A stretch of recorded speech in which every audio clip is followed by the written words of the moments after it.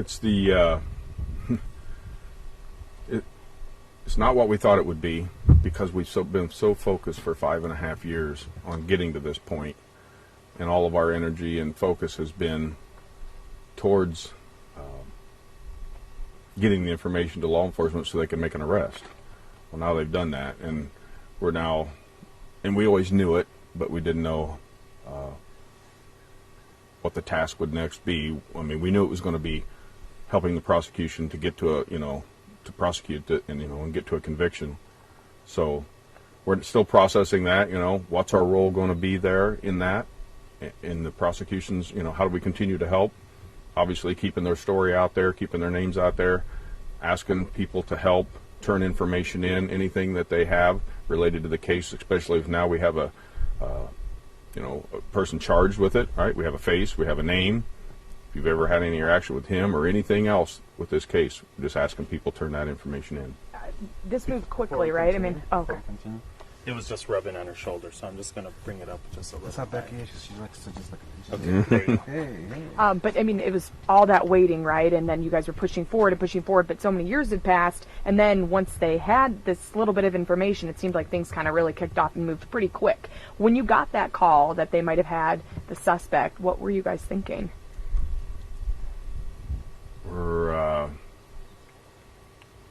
I don't know. It was very bittersweet, Like I said, it was kind of a strange feeling that when they told us, hey, we've got somebody detained and we're going to make arrest him. It was like, okay. I guess all that work has started to pay off. We've gotten them the information they need. So we're still processing that, right? What's our roles going forward here? And so many, like I said, usually you can't even say hey, how's it going? Because it's like, it's never been, anything like, it's always been so tough, and it's still going to be so tough moving forward after this arrest, but at least you have a little bit of closure. With that up and down where you heard this suspect, this person of interest, right? I mean, it's been going on for so long, and you guys kind of would get to that point and be like, I'm not going to say anything until someone's behind bars. So what has that been like over these years, Becky, of being up and down and now finally being able to be at that press conference today? Well, we learned early on that don't get your hopes up, don't get excited, don't. So we have stayed nice and steady. So when he called me and said, hey, we're supposed to meet with law enforcement in an hour, it was totally unexpected. We weren't expecting this. So it's like, what? Disbelief. Like, okay, I'm hearing this, but it's a process. Becky, you, in this community, you made T-shirts, you went to conventions, you mailed leaflets to every part of the world, every state in the union. There are leaflets on trucks, in parks, in bathrooms. You name it, these girls' faces were there. You went on talk shows. You put on makeup and clothes you didn't want to put on. You did everything humanly possible to keep these girls' memory front and center. You never gave up. And the guy turns up to be in town. Just, how do you did all that work? What happened? I mean, I'm not asking you to answer that question, but he was here. He wasn't in any of those other places. Have you jived that yet? Maybe it took all of that. Maybe it took looking further away to find him here. I don't know. I only know that I feel like we did our part, what we had to do to keep the pressure out there to find him. That was our part. That was what we were supposed to do, and I don't regret any of it. I would do it all again. If it meant finding him again, that's what I would do. So, no, I have to think maybe that's what it took. When you heard the name, did you know who that was right off the bat? Or did they have to explain, hey, he lived here, he worked at the CVS? I mean, or did you already know who he was? I did. I don't know the guy. Did not know him. We did not know him. Have you ever, now looking at him and then finding all this out, did you have any contact with him, like even just in passing by, like at CVS or anything like that stuck out to you now that you're like, oh my God, was he part of the search team that day? I don't recall, anything specific. No, could have saw him in CVS, but walk through Walmart, I see people too, and I don't, Yeah. make a connect, When you're looking for your makeup in the pharmacy, are you paying attention to who's behind the register? I'm not. I'm focusing on what I'm looking for at that time. You have shown extreme resiliency, perseverance, bravery, and courage. You battled cancer. You're trying to keep a family together. You've had to work. You have to work.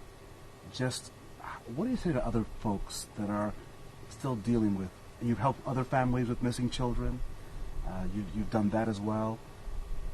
What words of advice do you have for those folks that are in a similar struggle today in America? You're not the only family with a missing child or a child that's been killed or hurt in a vicious way.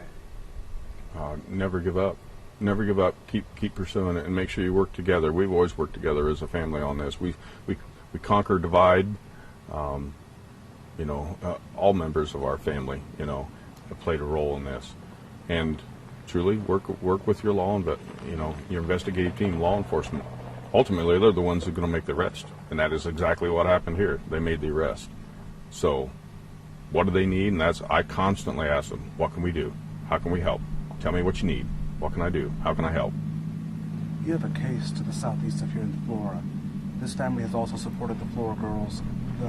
Their 6-year milestone of that fatal fire, those 4 girls. And this family has also supported them. What message do you have for them? I spoke to Gaylin on Friday. She was very happy to hear that there would be good news. I'm hoping that maybe there will also be good news in her case. Any words for your fellow Carroll County family that also had tragedy strike before your loss? Don't give up hope. That is why always, for a minute you're happy that he's caught. But that is almost immediately I went to all the people that we have met. We've met so many families that are walking the same walk and have walked it for many years, longer than us. And while you're so happy that we got this arrest, you wonder, why can't they all? Why can't we get them all? I only want all those other families to be able to feel the same way. There has to be a way. There has to be a way to catch all of them. One of the times you had posted on Facebook, I couldn't help but start crying because you had talked about how you went into Libby's room and you hadn't been in there and you hadn't touched anything, and you started cleaning things up and cleaning stain off the carpet and all these things you never wanted to touch. I mean, you said you sometimes still talk to her too, I'm sure, and what would you want to tell her? What would you say to Libby after you guys finally got this guy behind bars? Oh, I believe that she helped lead them. I believe that she was steering all along. And I believe she's up there quite excited. But I believe she's happier for us than her.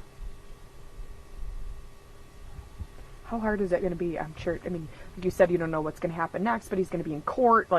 It's one thing seeing somebody's mugshot, but knowing all these things that have happened to them, and then you're going to have to see him in person. How are you going to prepare for that? See that suspect in court? I guess we'll face that one when we see him. Yeah. You think, just like we always thought that we knew what we would do when this happened.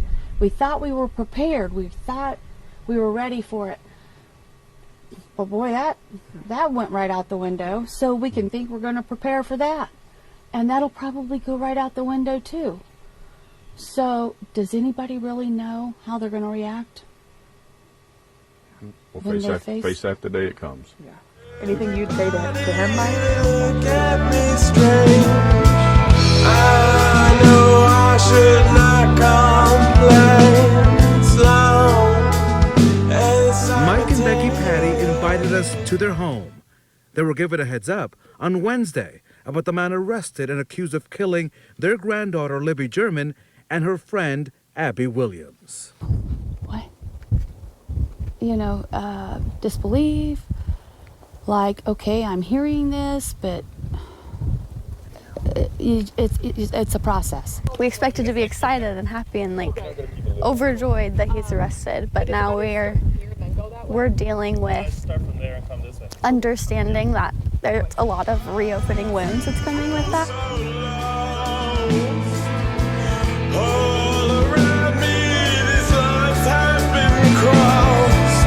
I know I gotta win at all costs, so I cut my load. I feel all these emotions inside of me, oh, inside of me. Crawl out from inside of Live right now. Thank you for being here and talking about this very difficult subject. This is your family. But you have said that Richard Allen did develop the photos for your family while working at that pharmacy.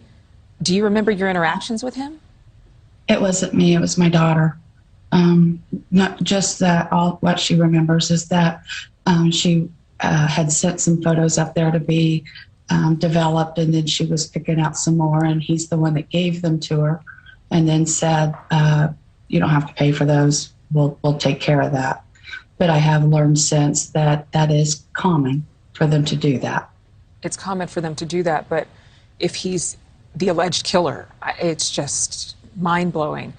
When you heard he'd been charged with 2 counts of murder and one of those girls was your granddaughter, would you ever have suspected him, somebody who was a neighbor, essentially? No. You always hear this anytime somebody's interviewed after a horrible crime. All the neighbors say, oh, I would have never imagined. So that's kind of where everybody is here right now. But we have always known that that was a possibility. It was also a possibility that he wasn't from around here. I guess we had just always kind of hoped that he wasn't from around here. Had you heard from law enforcement how they tracked Richard Allen down? No, they called us on Wednesday, said we want to meet with you in an hour. And at that time, they didn't give us a name. They just said they had somebody detained. So that came totally from left field. We weren't even aware that an arrest was even close. What does justice look like to you? There's never going to be real justice because you can't ever bring the girls back. But justice for us, the solace that we have is to know that once the girls' killer is convicted, that the world's a little safer and that he can never hurt somebody else. Becky, Patty. That's the good. That's the good that can come out of this. That's the good. Thank you so much for joining us. I do want to ask one more quick question. What are your hopes? How are you moving forward? How are you and your family staying strong? We stay strong through faith and family. We have walked this journey with our entire family, step in step. And as for what's next, we're still trying to figure that one out. I don't know what my purpose is now. Before it was to keep the word out there and keep the search on. And now, I guess now our purpose is to remind the public that the police are still asking for tips. They still, maybe it's easier for somebody to send in a tip now because there is a name. And before it was just a sketch and bridge guy. Now there's a name and maybe people can remember back and think, oh, I had an interaction with this guy. This was kind of weird, or I saw him with so-and-so or something. It might be a little easier to get those tips in now.